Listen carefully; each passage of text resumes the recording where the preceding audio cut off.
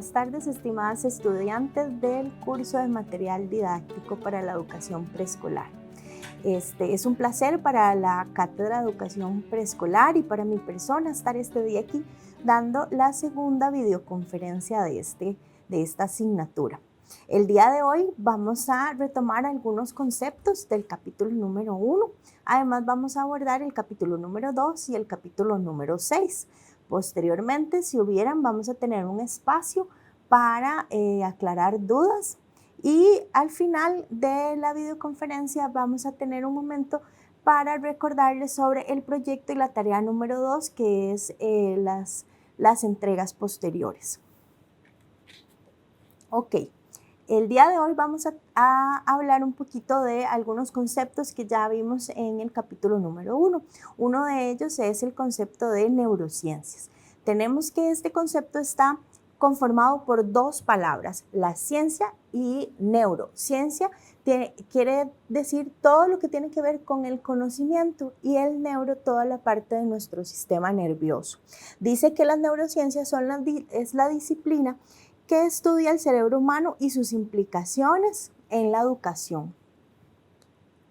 Okay. Como vimos en el material didáctico, nuestro cerebro está dividido por dos hemisferios. Tenemos el hemisferio derecho, el que manda, por así decirlo, toda nuestra parte de relaciones espaciales, la audición, la relación con las ideas, creatividad, espontaneidad, es donde está nuestra parte espontánea, creativa, ¿verdad? Y nuestra memoria visual. También tenemos el hemisferio izquierdo, que es donde se regula toda la parte lingüística y lógico-matemática.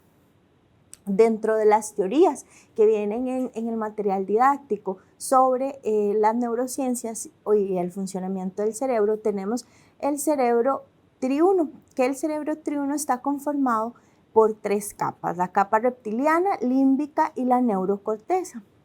Nos vamos a imaginar que el cerebro, según la teoría del cerebro triuno, es como esta mano, ¿verdad? Entonces, esta primera capa que yo tengo acá va a ser la capa reptiliana.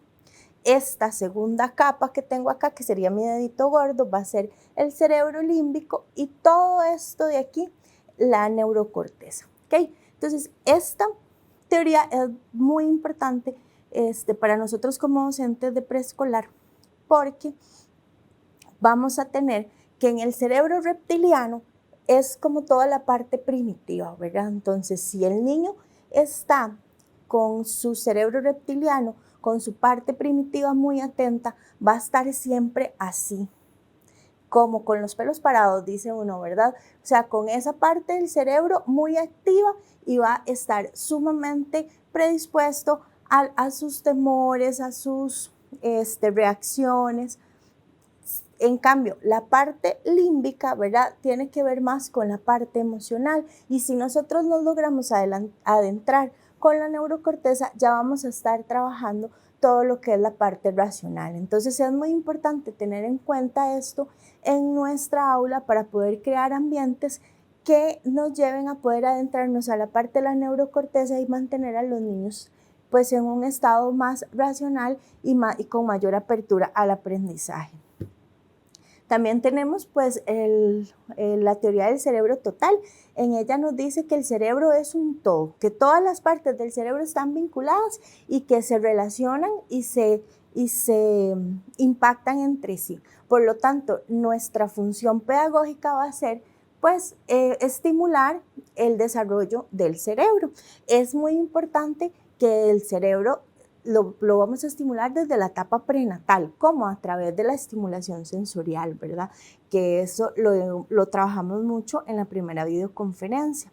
Vamos a tener que trabajar también la parte de las emociones, como hablábamos en la teoría anterior, y trabajar la teoría psicogenética más la inteligencia emocional, ¿verdad? No podemos dividir a la persona, sino ver a la persona como un ser integral que va a estar impactado tanto por su genética y por su biología y por su anatomía, como por su inteligencia emocional, que ya la vamos a tocar en un momentito más adelante.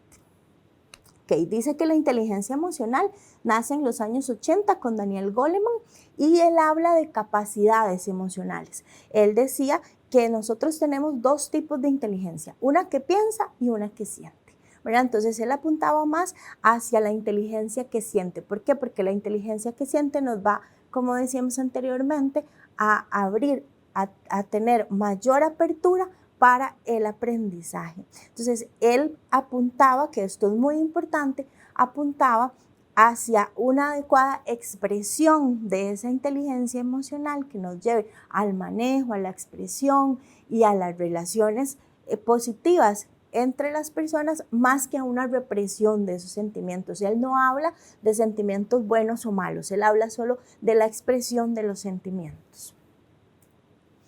Ok, según Goleman tenemos dos tipos de inteligencia dentro de la inteligencia emocional. La inteligencia intrapersonal, que es la relación que yo tengo conmigo mismo, y la inteligencia interpersonal, que tiene que ver cómo yo me relaciono con los otros, sean pares o adultos, cómo me relaciono con los objetos y con el medio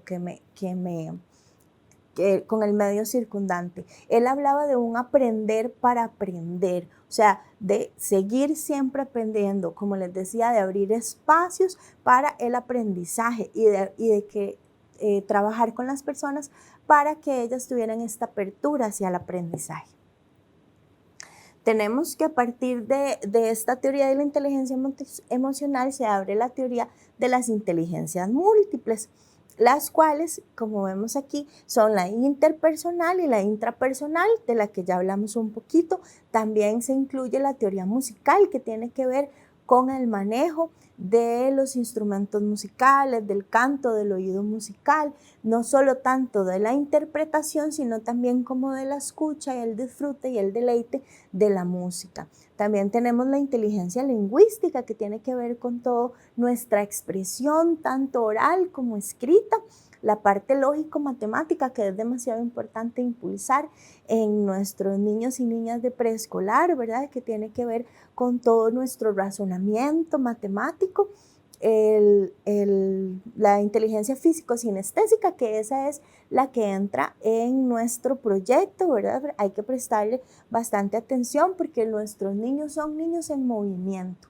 Entonces, tenemos que crear ambientes de libertad de movimiento para que ellos puedan desarrollar esta inteligencia. A veces pensamos que nos dedicamos muchísimo a otras inteligencias como la lógico-matemática, la lingüística, incluso la inteligencia naturalista, y descuidamos un poco la parte físico-sinestésica, ¿verdad? Este desarrollo del niño del movimiento, de cómo controlar sus movimientos, que cada vez sean más precisos, más coordinados, que sean más intencionados, ¿verdad? Entonces es importante que a la hora de que ustedes vayan a hacer el proyecto, pues tomen en cuenta todas estas, ¿cómo se dice? Todas estas variables para que puedan observarlas y tratar de registrarlas adecuadamente.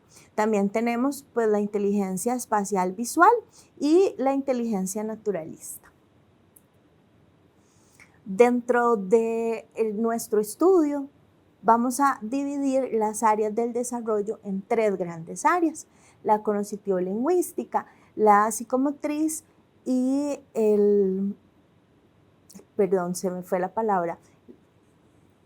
Vamos a empezar con la parte cognitivo-lingüística. Sí es muy importante, y quiero hacer la acotación acá, que a pesar de que nosotros dividimos el desarrollo en esas tres áreas, siempre tenemos que ver al niño como un ser integral. No podemos quedarnos en que voy a estimular el área cognitivo-lingüística o voy a estimular el área psicomotriz o el área socioemocional, porque vamos a ver que cada una de estas áreas va a impactar sobre las otras áreas. Entonces, a la hora de que nosotros estudiamos el desarrollo, lo hacemos de manera dividida para que nos sea más fácil estudiarlo, pero no podemos pensar en un niño dividido. Siempre tenemos que pensar, como decía la teoría del cerebro total, en un niño en su totalidad, donde cada una de estas áreas va a impactar sobre la otra y donde yo estimulo una porque tengo un objetivo pedagógico para esa área,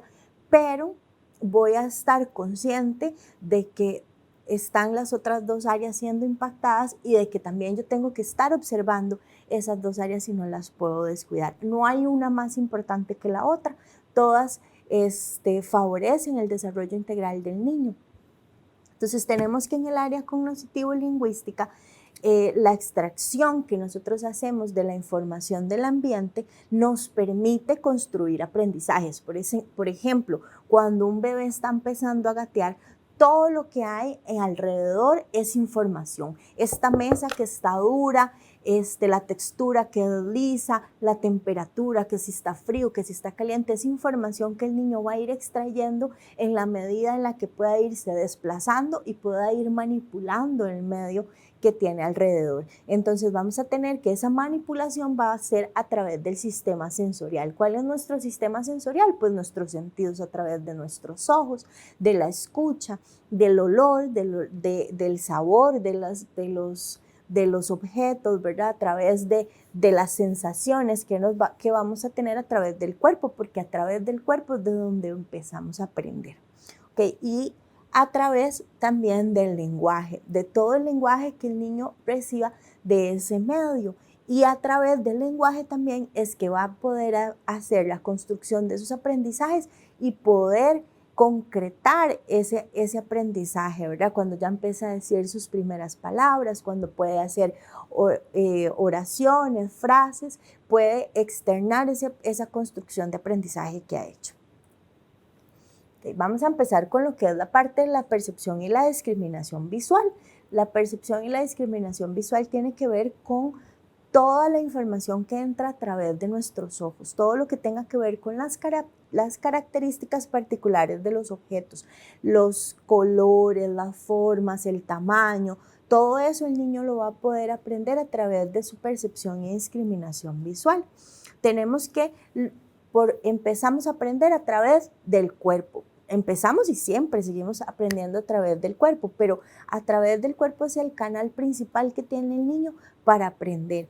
Es nuestro punto de partida en el aprendizaje. Entonces tenemos tres grandes áreas de nuestro esquema corporal, que es el concepto corporal, la imagen y el esquema corporal. Progresivamente el niño va a ir adquiriendo estas tres habilidades. ¿Cuáles son sus partes del cuerpo? Cómo se sienten y cómo me siento yo con esas partes del cuerpo. Está en mi mano, cómo es mi mano, si yo siento que mi mano es bonita y para qué me sirve esta mano, para alcanzar el objeto, para tocarlo, ¿verdad?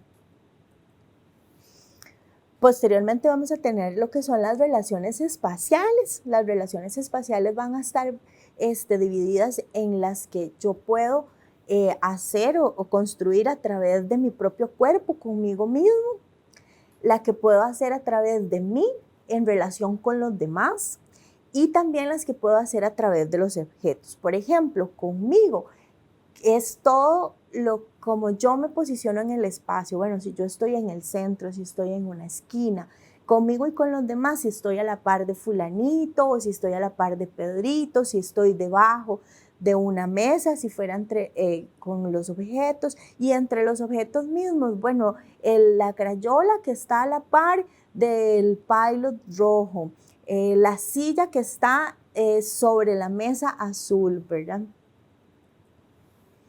Posteriormente vamos a tener lo que es la constancia de la percepción. La constancia de la percepción es lo que nos va a facilitar poder clasificar, ordenar, comparar, asociar, tener un cierre visual, la figura de fondo que es muy importante, el pareo entre objetos, las analogías y la discriminación visual de las palabras por configuración. Es importante saber que estas habilidades son progresivas, ¿verdad? Entonces que yo necesito primero clasificar para luego poder organizar, después posteriormente puedo comparar, pero yo no le voy a pedir a un niño que me distinga una figura de todo el paisaje, por ejemplo, que diga cuál es el conejo en un paisaje lleno de otros animales si él todavía no sabe organizar, no sabe comparar o no sabe asociar.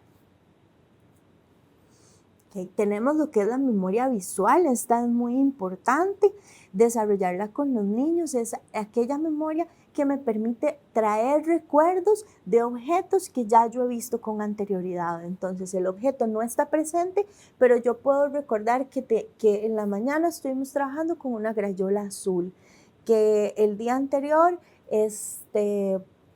salimos a recoger flores amarillas, ¿verdad? Ese recuerdo que yo puedo evocar de objetos que no están presentes. Posteriormente vamos a tener lo que son las relaciones temporoespaciales. Ellas nos permiten lo que son la narración de hechos en forma consecuente. Por ejemplo, qué se hizo antes y qué se hizo después. Y la narración de las partes del día de la semana, de los días y las semanas. Por ejemplo, las rutinas, qué hacemos los lunes y qué hacemos los miércoles, inclusive las rutinas del día, qué hacemos en la mañana y qué hacemos en la tarde. Más adelante vamos a ver lo que es la causalidad física. Esta tiene que ver con la causa-efecto. ¿Qué pasa si yo hago algo y cuál es el efecto que yo voy a tener? Aquí vamos a poder ver todo lo que tiene que ver con la parte lógico-matemática, ¿verdad? Podemos ver, por ejemplo, lo que es la conservación de la materia. ¿Qué pasa si yo tengo harina seca y le pongo agua? ¿Cómo se me va a transformar esa materia? Va a pasar de ser seca a ser una masa compacta, por ejemplo. Y también podemos trabajar toda la parte de seguridad y de relaciones sociales, como lo podemos ver en la imagen, ¿verdad? ¿Qué pasa si yo golpeo a un amigo? Entonces el amigo le duele y llora, ¿verdad? O qué pasa en la parte de seguridad si yo jalo una olla que tiene agua caliente, ¿verdad? Entonces todo esto, causa y efecto, es lo que vamos a trabajar en esta área. Después tenemos el proceso lógico operativo. Este proceso nos ayuda a comparar conjuntos. Por ejemplo, yo puedo comparar conjuntos por tamaños, por colores, por formas, por algunas características, ¿verdad? Ya que sean dos conjuntos de animales o dos conjuntos de juguetes. Establecer correspondencia biunívoca. Esta me permite saber que si yo tengo 4 huesos, y tengo 4 perros, me va a tocar un hueso para cada perro. Tenemos la clasificación simple, la seriación que me permite, como les decía anteriormente, hacer series y saber qué pasó antes y qué pasó después. La conservación de la cantidad, saber, por ejemplo, ahora que hablábamos de la masa a la que yo le incluía agua, bueno, pues saber que esa masa no desapareció en cantidad o no se hizo más poquita o no se hizo más, sino que solamente cambió su forma. Y lo que es la inclusión de la clase. Posteriormente vamos a tener la parte de la percepción y discriminación auditiva, que tiene que ver con toda la percepción y la clasificación de los sonidos. Esta es muy importante. Desde que estamos en el vientre, el oído es uno de los principales sentidos que se desarrolla, ¿verdad? Escuchamos el exterior a través de la pancita de nuestras mamás, ¿verdad? Entonces, los niños cuando nacen, vienen con un montón de información que pudieron adquirir del medio circundante a través de su oído y de los sonidos que pudieron percibir. Por ejemplo, se sabe que los niños reconocen la voz de su mamá, la voz de su papá, de las personas allegadas que le hablaban constantemente en el embarazo. Se ha visto, digamos, en ecografías, cómo reaccionan los bebés ante ruidos muy fuertes. Por ejemplo, cuando le están haciendo un ultrasonido a una mamá y ponen una licuadora, que ese bebé reacciona ante el sonido. Entonces, cuando ya los niños nacen, tienen ese montón de información que han adquirido a través de su oído. La discriminación auditiva nos sirve para poder reconocer sonidos familiares, como les decía, las voces, cosas, qué sé yo, por ejemplo, si en la casa pasa un tren, entonces ya después de que pase varias veces ya yo puedo reconocer que ese es el sonido del tren, el sonido del perro de la familia que ladra, por ejemplo. También nos ayuda a reconocer lo que son los sonidos onomatopéyicos. Estos generalmente son muy gustados por los niños les gusta mucho cómo cómo hacen los animales, ¿verdad? En general a ellos les gustan mucho los animales, entonces les causa mucha gracia y mucha curiosidad cómo es que hacen los animales y son lo primero que se aprenden, esos sonidos que posteriormente les van a ayudar a desarrollar su lenguaje y a saber que no es un guau guau, sino que es un perro, por ejemplo. Después vamos a tener la parte de la procedencia del sonido, saber de dónde viene ese sonido, si viene de este lado o de este otro. Inclusive eso lo podemos ver con bebés muy pequeñitos cuando se les hacen tamizajes auditivos y yo sueno una campanita de este lado, ellos inmediatamente van a voltear al lado donde procede el sonido. Las características de ese sonido, si es fuerte, si es suave, si tiene un timbre alto o un timbre bajo, las claves rítmicas y las palabras que riman. Vamos a tener también lo que es la conducta auditiva motora, que es la que nos sirve para poder ejecutar con nuestro cuerpo acciones de órdenes que se dieron de manera auditiva o que percibimos de manera auditiva. Por ejemplo, cuando le decimos a un niño que salte y es capaz de saltar, es porque aunque nosotras no estemos modelando el salto, él a través de su oído puede escuchar, entender la orden y ejecutarla. La función auditiva, aquí vamos a tener lo que es la parte del cierre gramatical y completar sonidos rítmicos, por ejemplo, las seriaciones. Y la parte de la memoria auditiva, donde vamos a tener la repetición de frases o oraciones, ¿verdad? Cuando yo le digo una frase o una oración al niño y él lo puede repetir.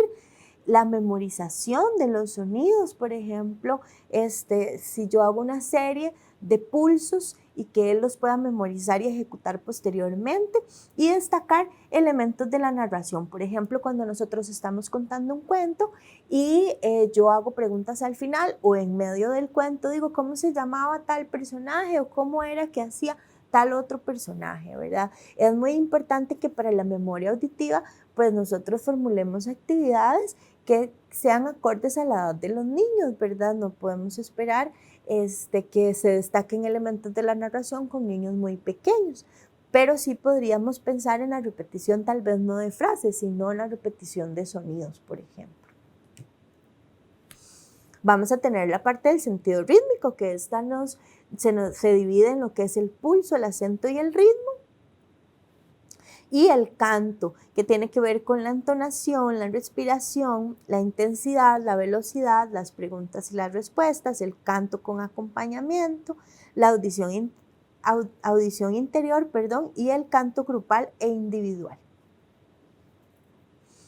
A veces nos centramos siempre mucho en el canto grupal y olvidamos desarrollar el canto individual, ¿verdad? Entonces es algo importante a lo que tener en cuenta. Después vamos a tener lo que es la parte de la agudeza auditiva, vamos a tener lo que es la relación del sonido y el silencio. A veces como maestras de preescolar se nos olvida trabajar un poco el silencio, que es tan importante, ¿verdad? Es muy importante trabajar en los niños siempre el placer, digamos, por la música, el movimiento a través de la música, pero también siempre es importante poder identificar y discernir el silencio y disfrutar del silencio. Tenemos las voces, la altura del sonido, la intensidad, la velocidad, que es tan importante, ¿verdad? En nuestras aulas a veces vamos a necesitar música un poco más rápida para motivar a los chicos a hacer alguna actividad y otras veces vamos a necesitar música un poco más lenta para motivar a actividades más tranquilas o a la relajación. Las consignas, que son nuestras aliadas día a día en nuestra rutina, y la parte del sonido rítmico. El desarrollo del lenguaje, que es sumamente importante en esta etapa, ¿verdad? Sabemos que en la etapa de preescolar o en la primera infancia es donde vamos a tener una mayor plasticidad cerebral, ¿verdad? Hablando de la parte de neurociencias. Entonces, vamos a necesitar una mayor estimulación también, ¿verdad? Porque a mayor crecimiento, pues necesitamos mayor estimulación. La parte del desarrollo es un ejemplo vivo de esto. ¿Por qué? Porque el desarrollo del lenguaje es en la etapa de la infancia donde aprendemos la mayor cantidad de nuestro lenguaje. Después de la infancia son muy pocas las palabras que llegamos a aprender. Hay una explosión del lenguaje de entre los 2 años y los 4 años, donde se aprenden casi todas las palabras, y no solo las palabras, sino cómo se usan y cómo expresar nuestros sentimientos, nuestros pensamientos a través de las palabras. Entonces, esta área es sumamente importante. Tenemos que en esta área encontramos el desarrollo del lenguaje interior, ¿verdad? Esto es muy importante. Todo lo que nosotros podamos, toda esa información que viene del exterior y nosotros la podamos procesar e interpretar a través de nuestro lenguaje interior, el lenguaje comprensivo, que es el que nos ayuda a saber qué es lo que el medio nos está diciendo, qué es lo que nos dice la teacher, qué es lo que me está diciendo el compañerito, y poder entender y ejecutar después esas órdenes, por ejemplo, o esas solicitudes. El lenguaje expresivo, que es demasiado importante, como les decía anteriormente, poder expresar mis deseos, mis sentimientos, la coordinación de ideas, ¿verdad? Poder tener un hilo en una conversación, por ejemplo, la connotación, la denotación, la parte semántica y morfosintáctica, que tiene que ver con la construcción de ideas, de frases, ¿verdad? De la conversación, por ejemplo, la escucha y la atención. Eso es sumamente importante. Nuestros niños, como les decía, en esta edad han aprendido muchísimo la parte del lenguaje, han adquirido muchísimo vocabulario y tienen muchas ganas de hablar, ¿verdad? Entonces sus cabecitas siempre están trabajando y siempre quieren estar diciendo lo que están pensando, pero es muy importante trabajar la parte de la escucha y la atención, de esperar el turno, de saber escuchar qué es lo que está diciendo el otro compañero, poderle aportar a lo que el compañero está diciendo. La velocidad y el ritmo, la parte articulatoria, que también es muy importante irla trabajando en esta edad, que si bien es cierto nos interesa mucho que se acumule el vocabulario, pues también nos interesa que ese vocabulario se pronuncie de una manera adecuada. La entonación y el volumen, y la función simbólica, que es demasiado importante, porque la palabra nos va a ayudar a construir toda esa parte simbólica y emocional. Posteriormente tenemos lo que es la percepción y discriminación áptica, que es toda la información que entra a través de las sensaciones del tacto. También se le dice que es la percepción y discriminación táctil, por eso. Vamos a tener la parte de la estereognosis y la grafestesia, perdón, es que es una palabra un poco complicada. La primera tiene que ver con las sensaciones directamente con el cuerpo, y la segunda tiene que ver con la identificación de letras a través de nuestro sentido táctil. Vamos a tener también lo que es la percepción y discriminación gustativa. Esto es muy importante. Entre más pequeños sean los niños, más van a querer ellos tener información del medio a través de la boca, porque ellos van a estar en la etapa oral. Entonces es muy importante aprovechar esta etapa de los niños para poderles desarrollar esta área de aprendizaje, ¿ok? Como a través de los alimentos, de las cosas que ellos se puedan llevar a la boca. Podemos darles cosas frías, por ejemplo, para que ellos puedan discriminar cosas calientes, los alimentos que son ácidos o que son dulces, ¿verdad? Cuando un bebé está en periodo de lactación o de alimentación complementaria, en ese momento hay una explosión de este momento del desarrollo, porque ellos van a empezar a identificar otros sabores diferentes a la leche materna. Entonces yo le puedo dar la papita y él va a poder identificar que la papita tiene un saborcito más neutro, que si le doy una manzana, la manzana va a ser un poquito más dulce, y ellos van a ir aprendiendo a través de este sentido. Tenemos la percepción y la discriminación olfativa, que tiene que ver principalmente con con todos los olores de la naturaleza, pero también con los olores que no son familiares, por ejemplo, el olor a desinfectante de la casa, el perfume de la mamá, el olor a café, ¿verdad? Todos estos olores que para nosotros en nuestra cultura son tan familiares, el niño los va a ir conociendo poco a poco. Tenemos posteriormente la parte del área socioemocional. Aquí vamos a hablar de lo que es la alfabetización afectiva. Esta alfabetización afectiva, que quiere decir el dominio y la expresión de nuestros sentimientos y de nuestra parte socioemocional, tiene que ver o está muy permeada por la parte ambiental, principalmente ¿de dónde? De nuestra familia, porque la familia es el primer contacto social que nosotros vamos a tener, que el niño o la niña van a tener. Entonces, este primer ambiente va a definir mucho nuestro desarrollo socioemocional. Posteriormente entramos al kinder, a la guardería, vamos a ir al parque, ¿verdad? Empezamos a desenvolvernos en nuestra comunidad y en nuestras comunidades académicas, y este ambiente va a ir creciendo y pues va a haber una mayor influencia, pero la familia es sumamente importante en esta área. Por eso es muy importante que como docentes nosotros nos podamos acercar a las familias. Si las familias no se acercan a las instituciones, pues que yo pueda buscar las estrategias de acercarme a esa familia para velar siempre por esta área del desarrollo.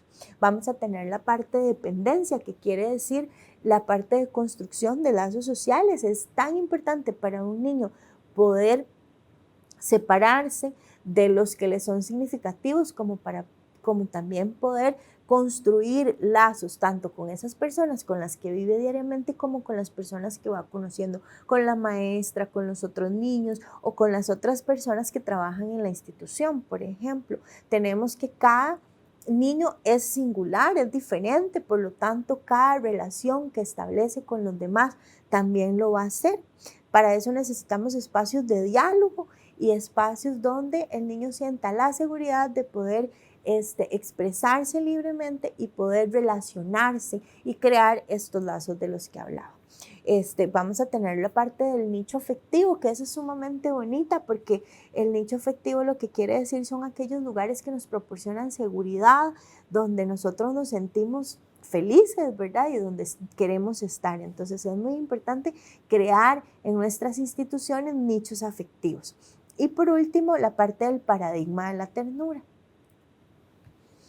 Tenemos que, además del coeficiente intelectual, ¿verdad? O de la parte de conocimientos, vamos a tener un coeficiente emocional. Ese tiene que ver con las capacidades intra e interpersonales que yo tengo para relacionarme tanto conmigo mismo como con las otras personas y con el medio que me rodea. La parte de poder tener independencia y la afirmación del yo, que eso es muy importante trabajarlo en nuestras aulas de preescolar. También vamos a tener otros factores como la expresión de sentimientos, que el niño pueda conocer y defender sus derechos. Obviamente, como les decía, pues es importante trabajar dependiendo de la edad de los niños, ¿verdad?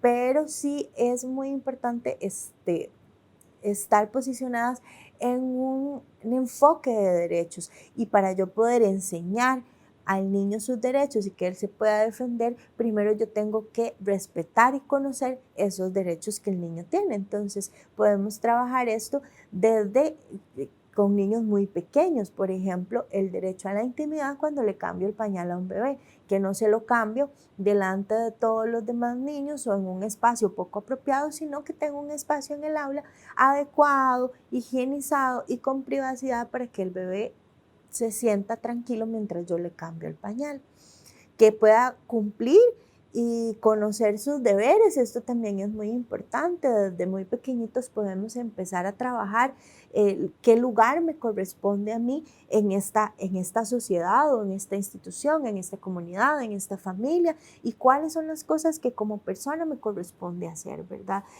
Por ejemplo, cosas básicas como recoger los juguetes que yo mismo saqué, o ayudarle a los compañeros a ordenar un espacio, colocar bien un mantel cuando voy a comer, ¿verdad? Cosas pequeñas nos ayudan a trabajar estos aspectos. Y la expresión, por supuesto, de los valores humanos. Posteriormente vamos a tener el área psicomotriz. Esta área es súper importante trabajarla con los niños. Como les decía, nuestros niños son seres en movimiento. Todas las personas somos seres en movimiento, pero los niños mucho más. Y para eso nosotros tenemos que tener ambientes favorecedores de la libertad del movimiento. ¿Ok? Que los niños se sientan en la libertad de poderse mover y de poderse expresar a través de todo su cuerpo. Si hablábamos en la parte de neurociencias que aprendemos a través de todo nuestro cuerpo, entonces vamos a necesitar utilizar todo el cuerpo para poder aprender, ¿verdad? Y no solo esto o no solo esto, ¿verdad? Sino todo nuestro cuerpo a través del movimiento, a través de la expresión, ¿verdad? A través de la ejecución de actividades corporales. Vamos a tener que en el área psicomotriz tenemos la teoría cefalocaudal, que dice que el aprendizaje se da o el desarrollo se da de la cabeza hacia los pies, de arriba hacia abajo. Y el próximo distal, que es del interior al exterior, desde lo más cercano hasta lo más lejano, ¿verdad? Entonces, si a veces nosotros queremos trabajar mucho la parte de la escritura, de que pinten bien, de que recorten, ¿verdad? Nos centramos mucho en esas cosas. Esto está aquí y aquí está muy largo de esto. Entonces yo primero tengo que empezar de lo próximo, que sería mi tronco, mi cuerpo, mi cabeza, para después poder trabajar las partes más distales. Ok, tenemos que esta área se divide en lo que es la psicomotricidad gruesa y la psicomotricidad fina. Entonces, dentro de la psicomotricidad gruesa vamos a tener movimientos generadores, que son todos aquellos movimientos naturales, ¿verdad? Todos los movimientos locomotores que me sirven para trasladarme de un espacio a otro, ¿verdad? Lo que es el gateo, caminar, correr, saltar, ¿verdad? Trasladarme de diferentes movimientos de un lugar a otro. Después vamos a tener todos los movimientos técnicos, que son los movimientos no locomotores que me sirven para que yo tengo que rotar, que tengo que lanzar, que tengo que apañar, y los movimientos naturales. Por último tenemos lo que es la psicomotricidad fina. Aquí vamos a tener los movimientos manuales, los movimientos oculares, articulatorios y los visomotores. Estos movimientos son secuenciados. Vamos a necesitar tener unos primero para luego alcanzar otros, ¿verdad? Entonces, primero yo tengo que trabajar todo lo que es la parte manual para que posteriormente, después de procesos, los niños puedan adquirir lo que es la coordinación visomotora. Y hemos llegado a la conclusión de esta primera parte de la videoconferencia. No sé si tenemos preguntas en la sala. Como no tenemos preguntas en la sala, entonces voy a tomarme un momentito para recordarles lo que es la creación del proyecto y la entrega de la segunda tarea. Recordarles que el proyecto consta de 3 partes. Que vamos a tener una primera parte en la que ustedes tienen que escoger 5 materiales del material didáctico de María Montessori. Estos materiales los pueden encontrar en la página 20, de la página 20, perdón, a la página 30 del libro. Posteriormente de la elección de estos materiales vamos a tener una segunda parte del proyecto que consiste en la visita a la institución. ¿Para qué? Para hacer la investigación del desarrollo físico-kinestésico de los niños que están ahí y los ambientes favorecedores que se dan en la institución. Es muy importante que en esta segunda parte no se les olvide solicitar la constancia de que asistieron a la institución. Recordarles que si no presentan esa constancia firmada y sellada por la institución, no se les puede revisar el proyecto. Y por último, deben de hacer las láminas de conversación que van a tener el tema de la naturaleza. La tarea 2, para la tarea 2 recordarles que tienen que buscar material extra bibliográfico, aparte del libro, y para poder hacer el ensayo sobre la importancia de la comunicación con la familia para la planificación de las actividades didácticas. De mi parte, esto sería todo. Espero que la videoconferencia les haya sido de provecho. Dejarles mi correo electrónico, que es mjimenezb@uned.ac.cr, por si tienen alguna duda, si quisieran contactarse conmigo, o si no, a través de los teléfonos de la Cátedra de Educación Preescolar. Un placer y que tengan buena tarde.